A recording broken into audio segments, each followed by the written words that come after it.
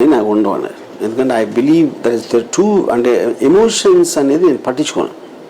నాకు బాబు ఏం చేయలేదు, నేను వాళ్ళ మీద నా ఒపీనియన్ చెప్తాను. లైక్ ఇందాక నేను ఇంటర్వ్యూ బిగినింగ్ చెప్పాను, అందరూ ఒపీనియన్ చెప్తారు. మీకు చెప్పినా నేను చెప్పినా మనం ఇచ్చే ఎగ్జాంపుల్స్ మనం చెప్పే మేనర్ మారచ్చు.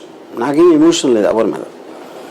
వ్యూవన్ సినిమా ఎందుకు తీస్తున్నానంటే ఏ సినిమాని ఎందుకు తీసాను, నేను ఏదైనా నా లైఫ్లో ఏం చేశాను నాకు చేయాలనిపించింది.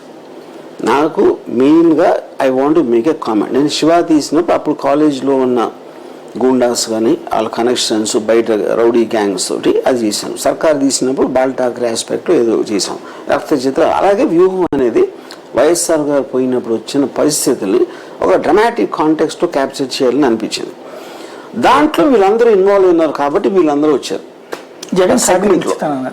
జగన్ సహకరించిన అవసరం నాకు లేదు. ఫస్ట్ ఆఫ్ ఆల్ నేను ఒక డెమోక్రటిక్ కంట్రీలో నేను బాల్ ఠాకరే సినిమా తీసినప్పుడు నేను ఆయన అడగలేదు, అసలు కలం లేదు.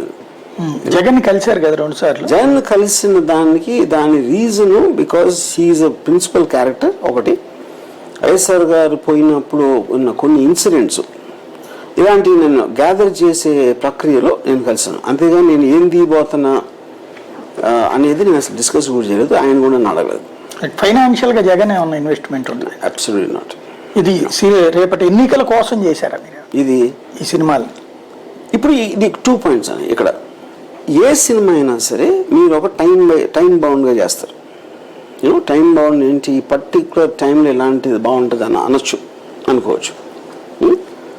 సో ఇప్పుడు ఇది కోఇన్సిడెన్స్ అయింది. ఇప్పుడు నేను రక్త చేరేటప్పుడు ఎలక్షన్ అప్పుడు తీయలేదు కదా నేను, అది చేయలేదు. బాల్ ఠాకరే సర్కార్ కూడా ఇది ఎలక్షన్స్ దృష్టిలో పెట్టుకుని చేయలేదు. కానీ ఇప్పుడు మనం ఎనీథింగ్ పొలిటికల్ చేస్తే డైరెక్ట్గా కనెక్ట్ చేస్తున్నారు. 2005లో సర్కార్ తీసినప్పుడు ఎవరికి పట్టలేదు ఇది ఎలక్షన్.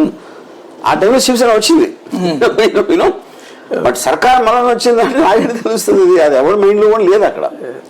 ఇప్పుడు మీరు ఎవరు ఏం చేసినా ఏదో ఒక వ్యూహం ఆపాదిస్తారు, దానికోసం చేశారని. Yes, I'm conscious about it 100%. అప్పుడు నేను ఒక పర్టికులర్ ఉద్దేశంతో నేను జగన్ గారి మీద నాకున్న ఇంప్రెషన్ నేనేమి దాన్ని దాచలేదు. నేను బాహటంగా చాలాసార్లు చెప్పాను, 1-2 సార్లు కూడా కాదు. వైసీపీ కోవటి రామ్గోపాల్ వర్మ అని నేను బయట చెప్పేస్తే ఇంకా నేను కోవటి అండి, అది కూడా నేను చేయలేదు. So 100% I wanted this to come because నా ఒపీనియన్. నాకు మీకు ఎవరి గురించో నా ఒపీనియన్ చెప్పాలి అంటే, మీకు ఎవరు మీటింగ్ ఉన్నప్పుడు మీరు వెళ్తున్నారు అనుకోండి, నాకు చెప్పాలనిపిస్తే మీకు మీటింగ్ ముందే చెప్తున్నాను, దాని తర్వాత మీ ఇష్టం అది, మీరు దాన్ని ఎలా తీసుకుంటారు అనేది.